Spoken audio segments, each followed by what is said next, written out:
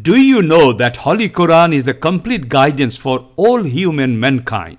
It is crucial to not only read but truly understand the Quran to enjoy a great experience in this world and the hereafter. Are you ready to start learning Quranic Arabic language? Let's start, inshallah.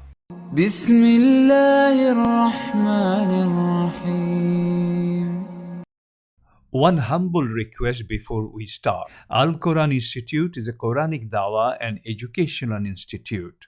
We would like to reach many others like you, so your assistance will be greatly appreciated. If you benefit from our videos, please like, share and subscribe our YouTube channel. Alhamdulillah, today we are beginning our discussion about Iraab, which is one of the most important properties of noun or ism. Please watch the next few lessons on Iraab related to Quranic Arabic. When it comes to Quranic Arabic, there is hardly any difference of opinion that Iraab must be taken very seriously, particularly if you are a non-native Arabic speaker. Let's look at a scenario how one sentence in Arabic without Iraab or any haraka can be extremely difficult to interpret its meaning. But first of all, what is Iraab? The Iraab of a noun points to the specific grammatical role it has in a sentence. For example, in verbal sentence, the word takes the Iraab of rafa if identified as the subject, while a word in the nasab form is identified as the direct object of the verb. Iraab is an Arabic term for the system of suffixes in nouns, adjectives, or verb form of classical Arabic to mark grammatical case. These suffixes are written in fully vocalized Arabic texts, notably the Quran or texts written for children or Arabic learners, and they are articulated when a text is formally read aloud. But they do not survive in any spoken dialect of Arabic. In Quranic Arabic, it is accepted that Nahu is the soul of Arabic and Iraab is the soul of Nahu. Let's look at a particular sentence. Ahmadu akramu an-nasi. Ahmadu akramun nasi.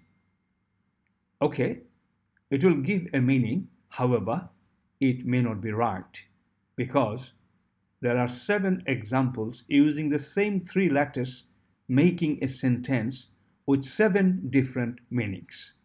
Let's look at example 1. Ahmadu akramun nasi. Here the meaning is Ahmad is the most honorable of all people. Let's look at example 2. Ahmadu akraman nasa. Ahmad honored the people. This is different to example 1. Let's look at example 3. Ahmudu akraman nasi. I praise the most honorable of the people. How is it different in the example 4? Ahmadu akraman nasi. O Ahmad, honor the people. Look at example 5. Ahmada akraman nasu. The people honored Ahmad. Example 6. Ahamida akramun nasi. Did he praise the most honorable of the people? And finally, example 7. Ahumida akramun nasi. Was the most honorable of the people praised?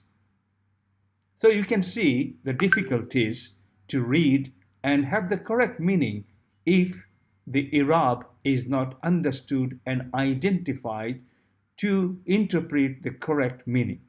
Inshallah, if you pay full attention in the next series of several lessons, you will be able to understand Iraab completely. Inshallah, we are going to talk about Iraab, the status, which is one of the properties of an ism. As we know, there are 4 properties of an ism. To remember, we call it ITNG. I means Iraab or status, T means type of noun, whether it is definite or indefinite noun. N means number. And finally, G means gender. So like everything else, status has also got three properties. What is this Iraab? What is the status? It will explain in a minute. Then types of Iraab, what type of Iraab it is, and how to also tell the status of the Iraab in an ism. There are examples here. There are three sentences, as you can see. Ahmed is my friend. It is underlined. And you can see Ahmed is playing a particular role here. It is the doer. It is the subject of that sentence. It is the subject. It is the doer. Now look at next example. Ali hate Ahmed. Ahmed is actually an object here. Ahmed is, as you know, object is called maf'ul bihi. So Ahmed is playing the role of maf'ul, an object here. But the first one was, it was the fa'il here. Ahmed is my friend. Ahmed is doer here. In the second example, Ahmed is an object. Ali is hitting Ahmed. Who is he hitting? Ahmed. Okay. Next example is, I went to Ahmed's house. Look at the role of Ahmed here. Ahmed is playing the role of the possessor here, which is mudaf ilayhi. House is the possessed. So you can see the three role of Ahmed in three different sentences are totally different. First one is fa'il, second one is maf'ul, third one is mudaf ilayhi with a kasra. You understand, you remember that. Iraab will be jar status, which is kasra at the end of that. Let's look at some more examples. Example 2. I ate too much chocolate. So this means I is the doer. It will be marfu state. It will be explained in a minute. Rafa state, they're same. In short, marfu is called rafa. Mansub is called nasab in short. And majroor is called jar status. So I ate too much chocolate. I is the marfu state, and it is the doer here. My tooth was hurting. So you can see there is an element of mudaf ilayhi here. My tooth. Tooth is possessed by me. So that me will have I'rab kasra at the end. As you know, as a mudaf, all mudaf ilayhi will have kasra at the end. Okay. And the last one is, the doctor gave me a filling. It means the doctor is the fa'il here, but me is the maf'ul bihi. How would you identify? Because the meaning says, doctor gave it to whom? The doctor gave the filling to whom? To me, whom? That's the answer. So it's maf'ul bihi. So you can see I, my, and me, they are playing three different roles here. So you can see there are three forms of I'rab. One is Rafa, the second one is Nasab, and third one is Jar. Rafa is a shortened version of Marfu, and Nasab is the shortened version of Mansub, and Jar is the shortened version of Majroor. Rafa, as we showed the example before, Rafa is always playing the role of the doer, fa'il. In English, the doer is called nominative case. Then Nasab is playing the role of maf'ul bihi, or the object. Okay? Who, what, when this is expressed in that way. And an English name of Nasab or Mansub state is called accusative case. Jar is the last form of I'rab. It means it will have kasra on the last letter of the word. And you know, there are two examples. It can be mudaf ilayhi with a kasra, jar state, or just min Allahi, for example.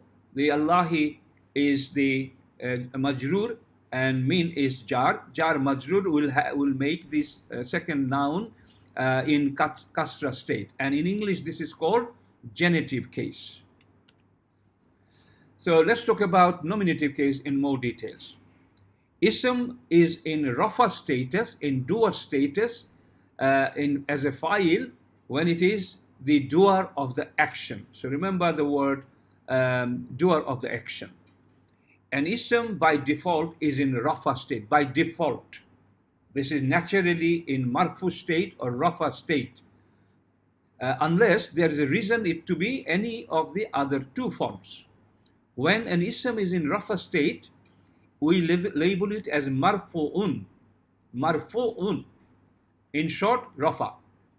Example, Ali is playing cricket. Who is playing? Ali is playing. In the above sentence, Ali is in rafa status because he is the doer. So it will be labeled as marfu'un. Khalaqallahu Adama. Allah created Adam. In the above example, you can see Allahu is the doer of action. So it will be in rafa status. Allahu is in rafa status and labeled as marfu'un.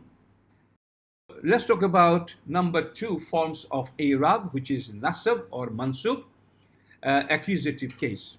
If ism is not the doer of the action, rather it is the recipient or details of the action. Whenever an ism is in nasab state, we label it as mansubun. Example, Ali ate apple. In the above example, if you ask the question, what did Ali eat?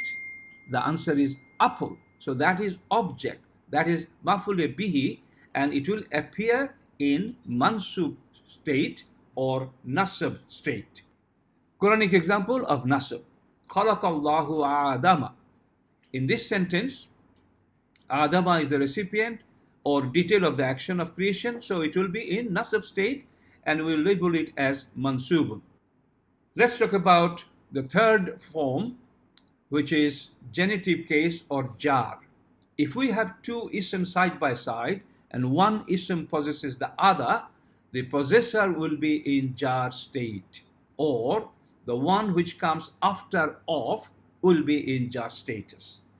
The ism which comes after preposition is always in jar.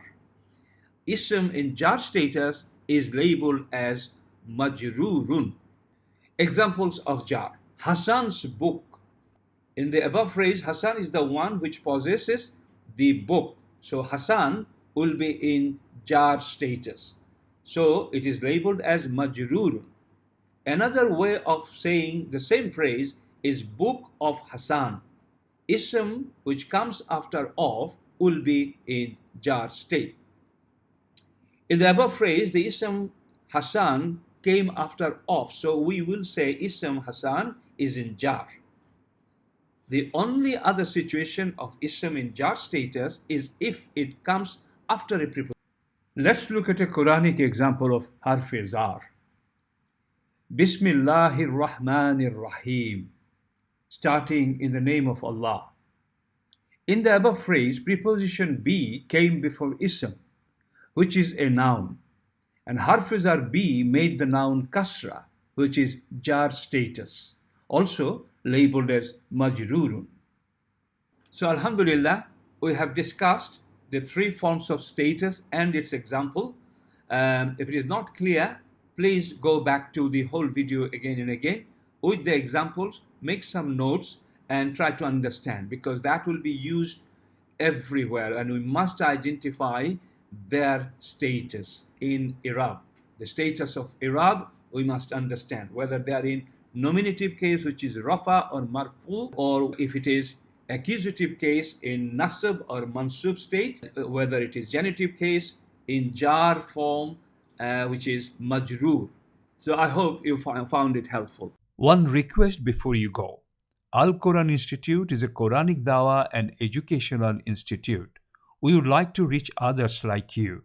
So if you benefited from this video, please share with others, and most importantly, please subscribe our channel and like the videos. Don't forget to watch other video series on Quranic Arabic course. Barakallahu fikum. ربنا تقبل منا إنك أنت السميع العليم آمين يا رب العالمين. سبحانك اللهم وبحمدك أشهد أن لا إله إلا أنت أستغفرك وأتوب إليك.